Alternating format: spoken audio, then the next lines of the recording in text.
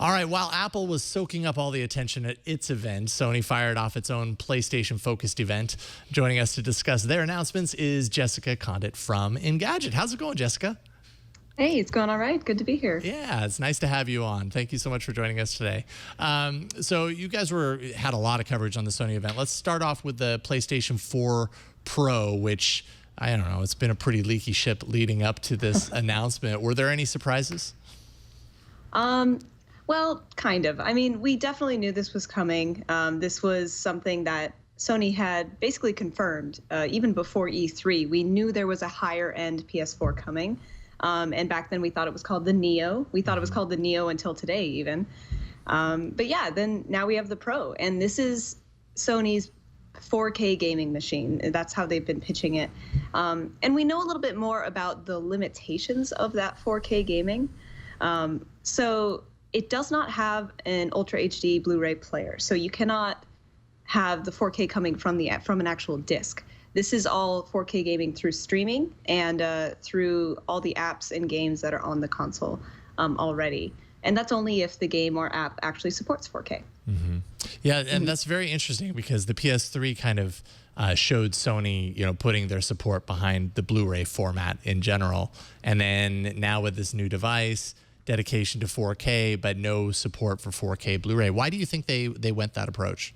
Yeah, isn't that interesting? Yeah, that was something we were talking about as well. I think Sony is really focusing on gaming. Like they're really pushing that this is a gaming machine. This is a 4K gaming rig.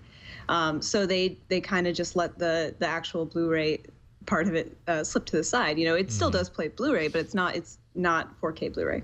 Yeah, maybe a little bit less of a media center, even though that's primarily what I use my PS3 for.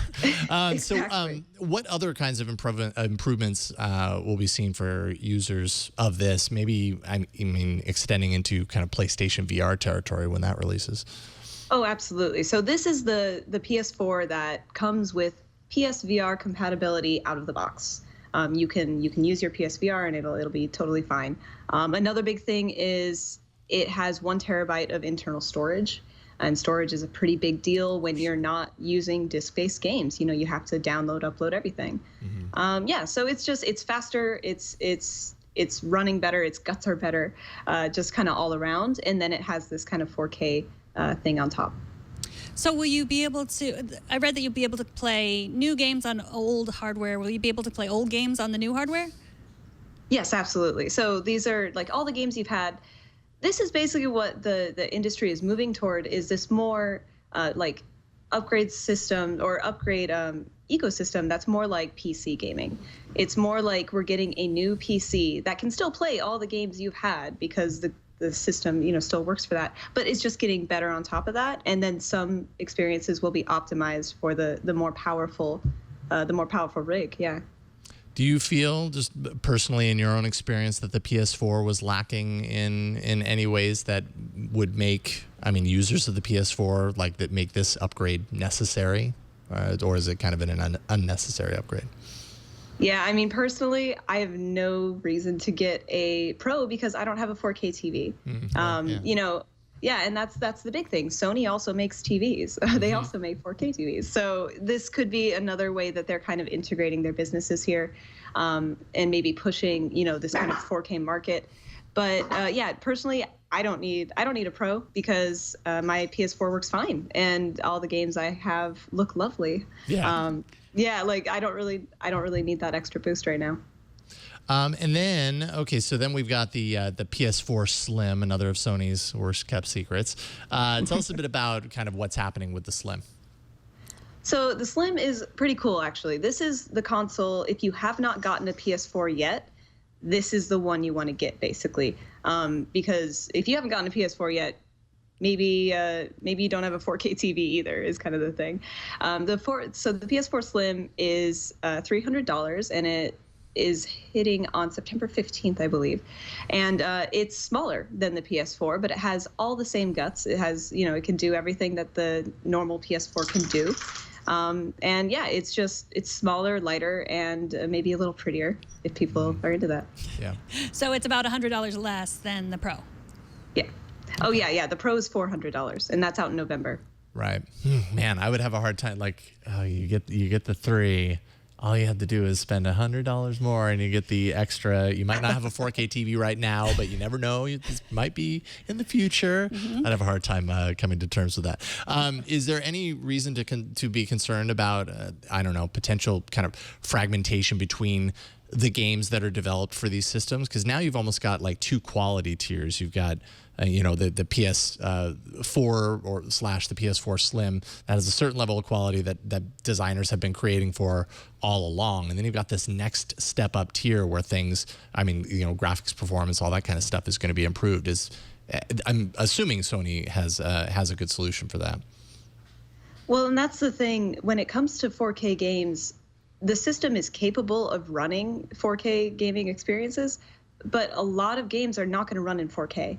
And I think we have some reporters out on the show floor right now. They were at the event, and Elder Scrolls Online was running in real 4K. It was actually running in 4K, but that was like the only game on the floor that was.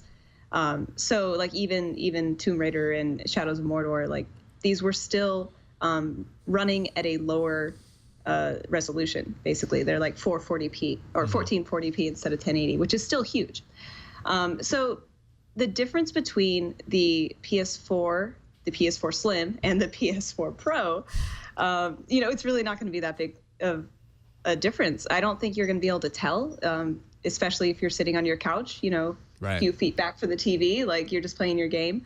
I don't think you're going to have an edge in Call of Duty. Sorry, everyone.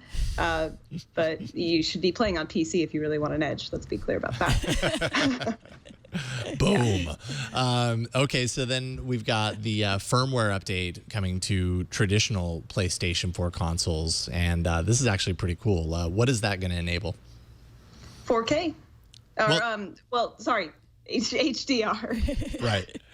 But that's going to be, it's basically getting the console on par, with these new specs that we're rolling out. It's making the console just kind of run a little smoother, and it's going to kind of close the gap between this traditional PlayStation 4, the standard one we have, and the Slim. It's not going to close the gap as much with the Pro because that does have the extra 4K. It does have those juicier guts. So it's going to be a nice little update for everyone that already has a PlayStation.